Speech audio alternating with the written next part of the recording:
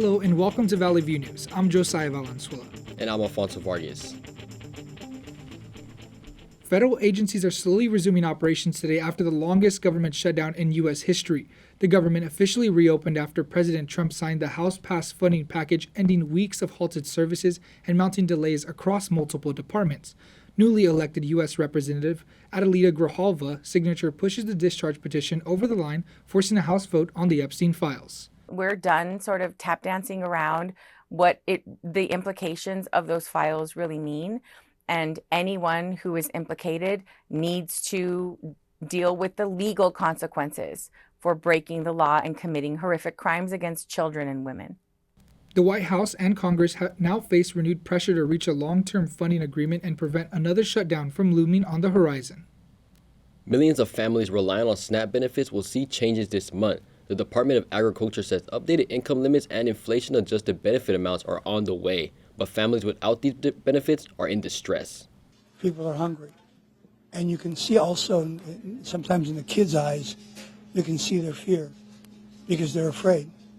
That means some households may qualify for slightly higher support, while others could see their benefits reduced based on new income guidelines. Anyone experiencing delays or issue with their benefits is urged to report them immediately, as states continue working to update their systems. Flight cancellations have now returned to normal levels after the government reopened last week. The Federal Aviation Administration says operations are fully stabilized, with air traffic controllers and airlines back to their regular schedules. After days of delays and disruptions, airports say travelers should expect standard wait times and typical flight activity moving forward. The Transportation Secretary Sean Duffy says now they can refocus their efforts on surging controller hiring and building the brand new state-of-the-art air traffic control system. The government is open again after a record-long 43-day shutdown. However, travelers across the country are still feeling the effects, with flight delays and staffing shortages creating chaos at airports. The 40 airports that were affected are now operating at full capacity, and while there is hope that all flights will resume their regular schedule, there are still some doubts from travelers. Our Sulor Garretson spoke to passengers and family, and this is what they had to say. Airlines say the wave of cancellations and delays that disrupted airports nationwide due to the government shutdown has eased, with schedules stabilizing and passenger traffic flowing more smoothly as each day goes by. The shutdown caused thousands of airline employees to work without pay, while some decided not to show up to work altogether. However, some passengers didn't even feel the effects of the shutdown and subsequent flight delays. She came in from Bogota to Atlanta. And that one went just fine. I figured that would, but I thought, no, we're going to have trouble here in the States. She should be arriving any moment, right on time. With air traffic controllers short-staffed across the country, the FAA decreased all air traffic by 10%, leading to numerous delays and cancellations across several major hubs such as Los Angeles, Chicago, Detroit, and Georgia. However, as the conditions eventually improved, crews and airlines were able to reposition, and airlines spent the last 48 hours working to clear the backlog. We were lucky. We were really lucky. My aunts and uncles, a couple of them got delayed and they had to get rescheduled, but they all got there. Today, most carriers are reporting only minimal disruptions, and airports that were congested earlier in the month are now seeing normal wait times. Transportation officials say the system is back in balance, though they warn that travelers should still expect occasional delays, especially with Thanksgiving being the busiest travel holiday of the year. For now, passengers are finally catching the flights they booked, bringing a welcome end to a stressful stretch of travel turbulence. Many travelers say the improvement is a huge relief. That's all I've got. I'll send it back to you guys in the studio. Thank you, Sulor. Israel's parliament has taken two sweeping and controversial steps. The Knesset has advanced a bill introducing the death penalty for convicted terrorists, a move critics warn could disproportionately target Palestinians. Lawmakers also approved a measure giving the government expanded power to shut down foreign media outlets without court review, authority that was used earlier this year to close Al Jazeera's operations in Israel.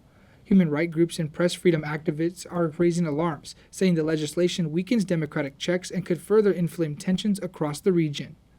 The U.S. Justice Department is investigating violent clashes outside a Turning Point USA event at UC Berkeley. Hours before the event started, protesters gathered at the premises, with some seen in standoff with officers. City and university authorities made several arrests following the catastrophic event. Federal officials say they will review possible civil rights violations after protesters disrupted the gathering. Was it handled in a discriminatory fashion, how the staff handled it? And student groups and purported student groups that may or may not be student groups who openly advocated for violence and interference. UC Berkeley condemned the violence and say it's cooperating fully with investigators.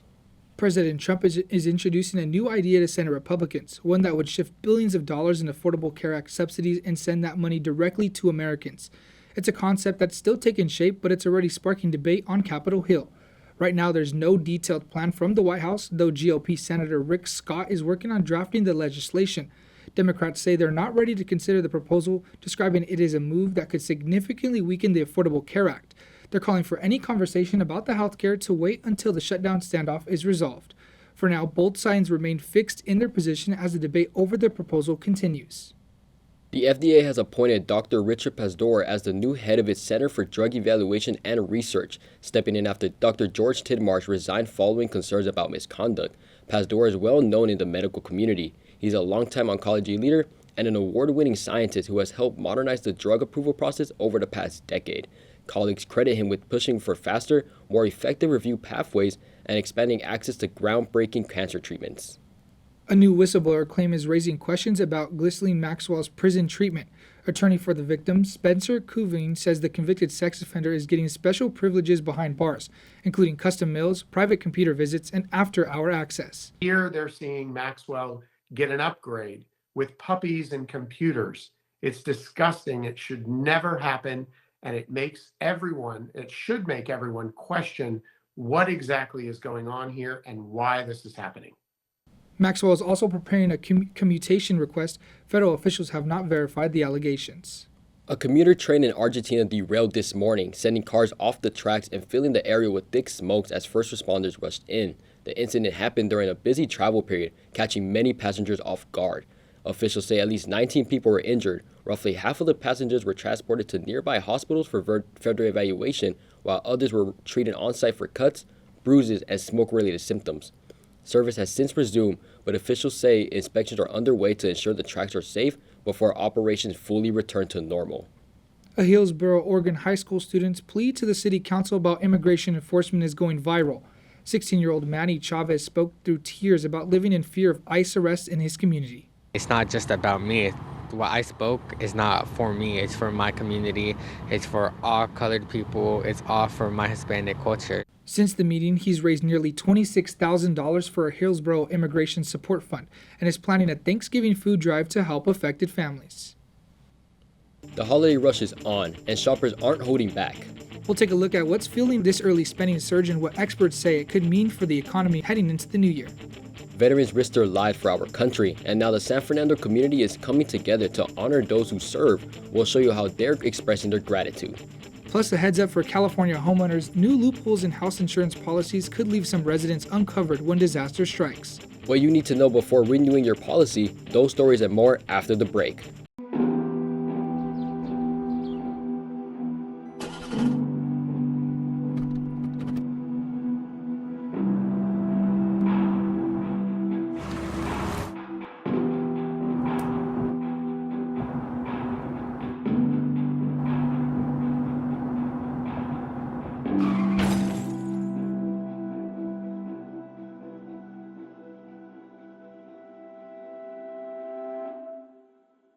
Welcome back to Valley View News. Sounds like holiday shopping just got a little bit more expensive. Alfonso, you've been looking into this. What should shoppers expect? That's right, Josiah. Shoppers may see an increase in the cost of holiday spending due to Trump's new tariff policy.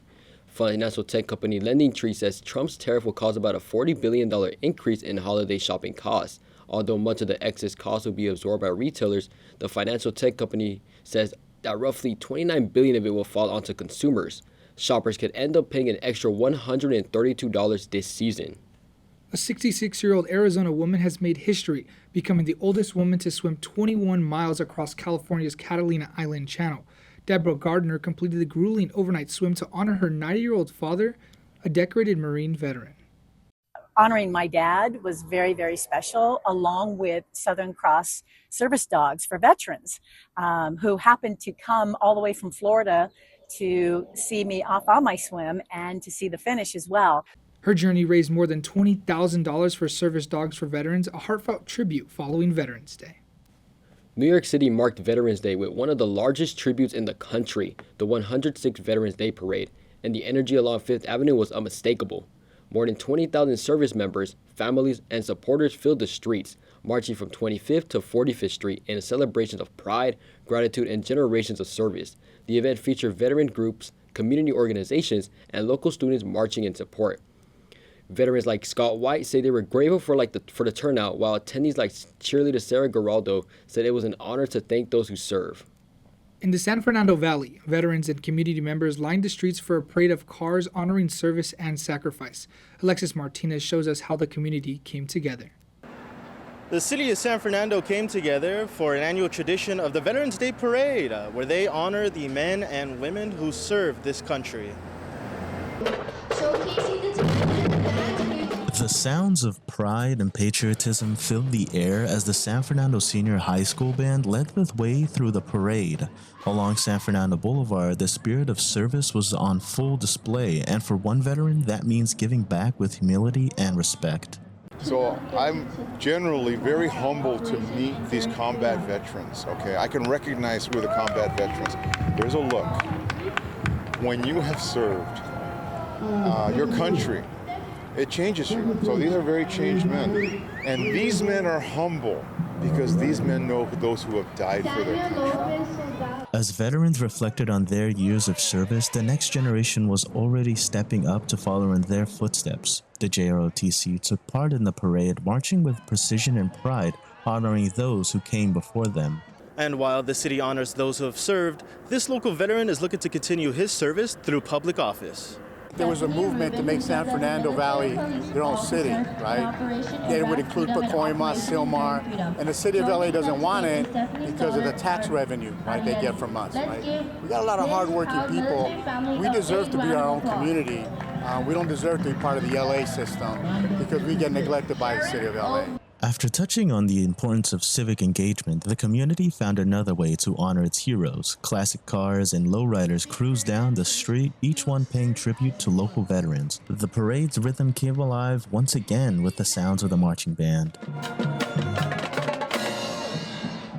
As the parade comes to a close, the city of San Fernando extends a heartfelt gratitude to those who have served this country. Reporting from the city of San Fernando, I'm Alexis Martinez for Valley View News. Thank you, Alexis. A new investigation by the New York Times shows California's 2023 plan to stabilize homeowner insurance in fire-prone areas isn't working as intended. What was supposed to bring relief is now revealing major gaps. The report says insurance companies have found loopholes that let them avoid covering homes at high risk for wildfires while still qualifying for higher rates. That's leaving many of the state's most vulnerable homeowners without the protection they were counting on. State enrollment in the last resort insurance program has nearly doubled, even with the reforms in place, and for a lot of homeowners, finding affordable coverage is becoming harder than ever. If you're looking for something festive to kick off the holiday season, hop on board. Metrolink's annual Holidays Express is gearing up to roll out another year of cheerful family fun. The specialized ticket rides will begin next month and will include family fun activities, character visits, and a 75-minute ride. Designated trains will have themes. Interiors and each station will feature festive activities, holiday music, and treats. Metrolink is also partnering with local nonprofit organizations to collect toys at each stop. The Holiday Express will run from December 1st through the 21st. If you're craving a little holiday nostalgia, McDonald's is bringing back a fan favorite just in time for the season.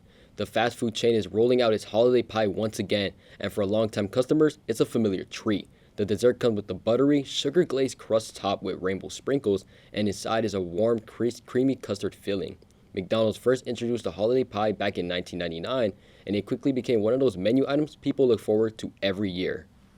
When we return, we'll show you how one organization is giving hope to pet owners and saving four-legged family members across the country. Plus, before you hit the drive-thru, a new warning from fast food chains and what customers need to watch out for as holiday lines and mobile orders pick up. And entertainment from new movie premieres to major music news, we've got the latest buzz from Hollywood. All that and more when we come back.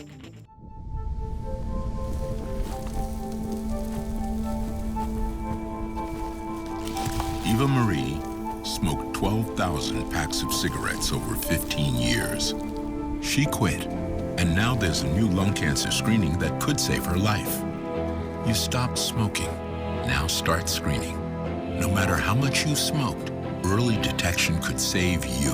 Talk to your doctor or learn more at savedbythescan.org. Welcome back to Valley View News. You know what, Alfonso? I'm looking forward to spending for my family, my friends, and even getting something for my pup. You know, I know you looked at it. What do we got? I couldn't agree with you more, Josiah. I love spending the holidays with my loved ones and furry friends who feel like home. And with how much our pets mean to us, this is something every owner should hear. November is National Pet Cancer Awareness Month, a reminder that cancer touches our pets just as deeply as it touches us. Our reporter, Ava Sear, shows us how one organization is turning heartbreak into hope. Every year, thousands of dogs are diagnosed with cancer, but for many pet owners, the signs come too late. That's why the group Chase Away Canine Cancer is on a mission to raise awareness, fund research, and encourage early detection in order to save lives one paw at a time.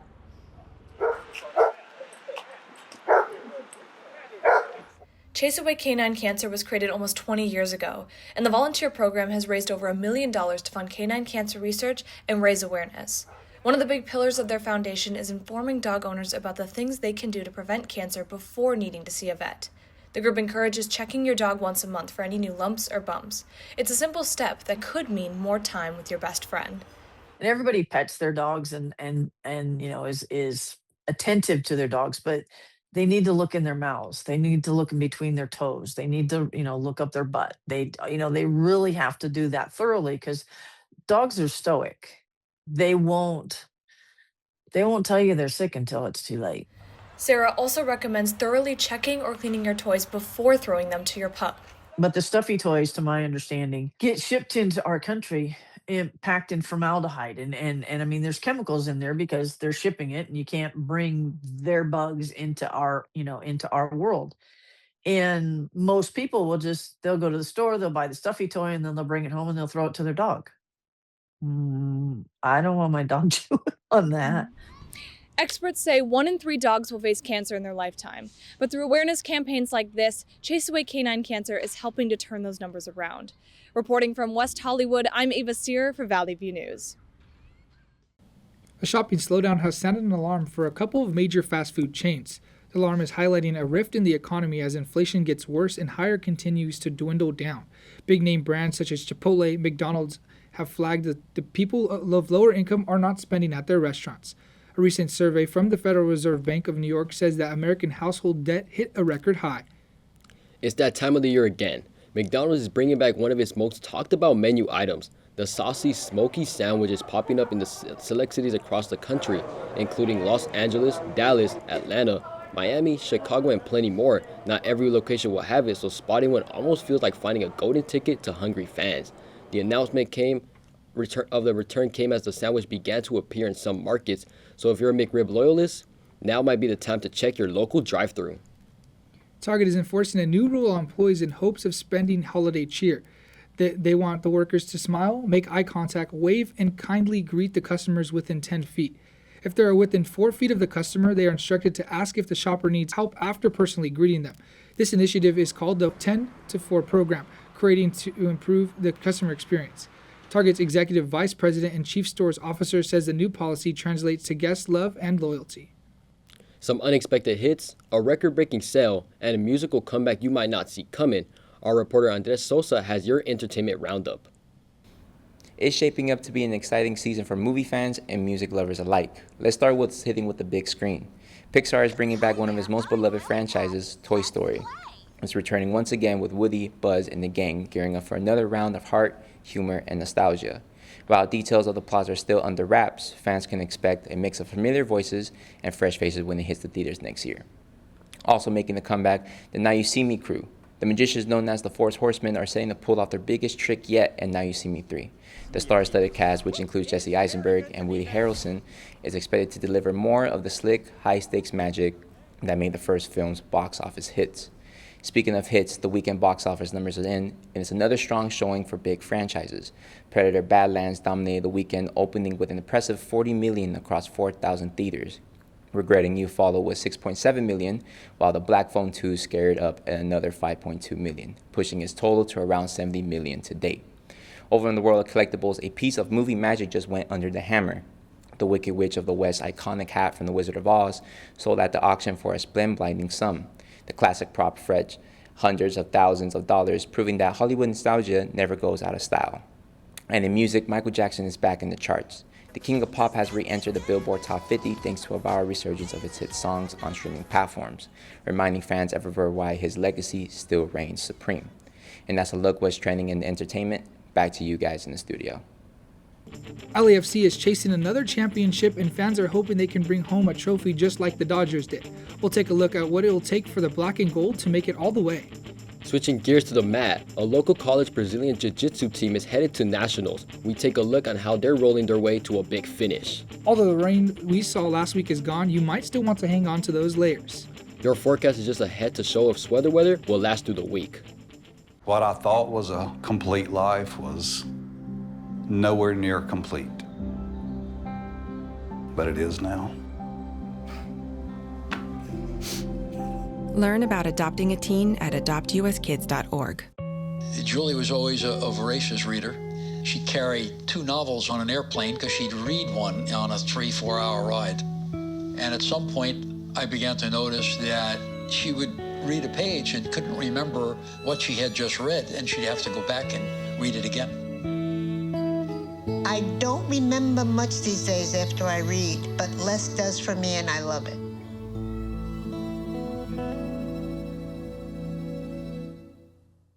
Hello and welcome back to Valley View News. From championship dreams to playoff showdowns, Los Angeles teams are keeping fans on the edge of their seats. For all the latest scores, highlights, and matchups, here's Ava Sear with your sports update. The Lakers are hoping to continue their strong start in the season with a win against the Jazz. Following that game, the Lakers have another goal, and that's to advance from the group stage of the NBA Cup. The Clippers, on the other hand, are searching for a way to turn around their season as they play against the Cavaliers. The goal is the same for the Clippers as they face off against the Lakers at home in the group stage. The Dodgers are still celebrating their World Series win, but strike out with City Hall. A 12-1 city council vote is pushing transportation officials to terminate the gondola project, which has been in the works since 2018. The aerial tramway, costing approximately $500 million, was supposed to connect fans from Union Station to Dodger Stadium, but now this years-long effort looks to be dead before it ever takes the air. Championship hope doesn't stop with the Dodgers, as the Los Angeles Football Club will be competing in the semifinals of the playoffs against Vancouver FC in the hopes of making it back to the finals, with the intent of capturing the title this year. In college football, exciting games take over the weekend, starting with the number 17 ranked USC taking on the Big Ten rival, number 8 ranked Oregon, in hopes of going on a 4-game win streak. Pittsburgh, in search of climbing the ranks, will take on number 16 ranked Georgia Tech. The Texas Longhorns are reeling from a prior loss to Georgia and hope to get back on win column against Arkansas. Ohio State is looking to stay at the number 1 spot as they play against Rutgers.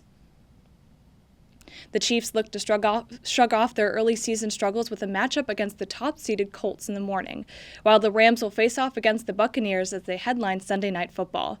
The Packers will host the Minnesota Vikings in hopes of returning to competing for the top spot in the NFC North. The Eagles will face off against division rivals, the Cowboys, for the second time this season in search of a season sweep. UFC Fight Night will feature 2 number 1 contender matches that will give the fans something worth watching. Number 2 ranked Arman Sarukian will take on Dan Hooker in the main event in hopes of getting his long-awaited title match against the number 1 pound-for-pound fighter in the world, Ilia Topuria. Bilal Muhammad will fight Ian Machado Gary, with the winner facing the winner of Jack Della Maddalena versus Islam Makhachev. The Formula One season rolls on as drivers head to Nevada for the 2025 Las Vegas Grand Prix. The race runs this weekend on the iconic Las Vegas Strip circuit.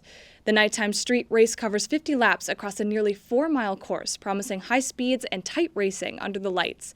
This event marks round 22 of the 24-race season, putting added pressure on teams as the championship picture sharpens. With massive crowds expected and the season nearing its finale, officials say fans should prepare for one of the most electric weekends on the F1 calendar. And CSUN students are stepping onto the mat into competition with their Brazilian Jiu-Jitsu team. The group has been practicing for months, learning technique, teamwork, and discipline as they get ready to face other college teams. Our reporter Alfonso Vargas shows us how they did in the latest tournament. The National Collegiate Grappling Association came to CSUN, where other universities that had jiu-jitsu clubs competed against each other. The event had 2 mats where competitors would grapple against each other. It kicked off with co-ed matchups with women fighters going head-to-head, trying to accumulate enough points for a win that would later benefit the school. On the other mat, the men took each other on with the same goal in mind to gain victories for the school. The atmosphere during the event allowed participants to have a comfortable feeling while competing. Once I'm here, the environment is very invigorating, it's exciting, it's competitive. I really enjoy it. It reminds me of when I'm training at 10th Planet Fontana. This is where the competition began to get tougher. Men's Division 1 began to take the mat. Higher level jiu-jitsu was displayed when they began to fight. Each fight was a nail-biter that came down to the wire, with the winners of the match only taking the win by a small point differential. Coaches in their corner will be giving support in the middle of the fight to help their fighters. CSUN had much success in the tournament, with now more coming their way. And we're about to go nationals. So, it's a great opportunity, like I said, for the sport. And hopefully, you can see us in Louisiana and CSUN BJJ. Awards were announced at the end, and CSUN took most first-place finishes, including overall team success. Thank you, Alfonso. That wraps up the latest in sports, so I'll send it back to you two. I don't know about you, Alfonso, but last week rain has me finally turning up the heater and bundling up. My fall clothes are feeling a little neglected from this past heat wave. I couldn't agree more, Josiah. The cooler weather is finally starting to feel like the holidays are right around the corner. Luckily, our Sulor Garretson has a breakdown of what to expect this week. Sulor, tell us what it's looking like. Thanks, guys. Well, it might have taken until the last few weeks of the year and a week full of rain showers, but things are finally starting to get cold in Southern California. So put your raincoats away and get your hoodies and sweatpants ready. Starting off here in the San Fernando Valley, mostly cloudy skies are expected throughout the week. The highs for the area will reach the low 70s over the weekend and will drop to the mid 60s by the end of next week. The evening lows will go from the low 50s to the high 40s.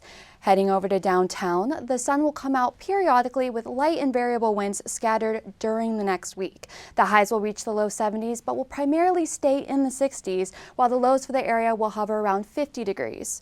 Let's take a trip down to PCH to see what's going on at the beaches. It's going to be chilly by the waters with highs in the mid 60s over the weekend before dropping to the low 60s by next Friday.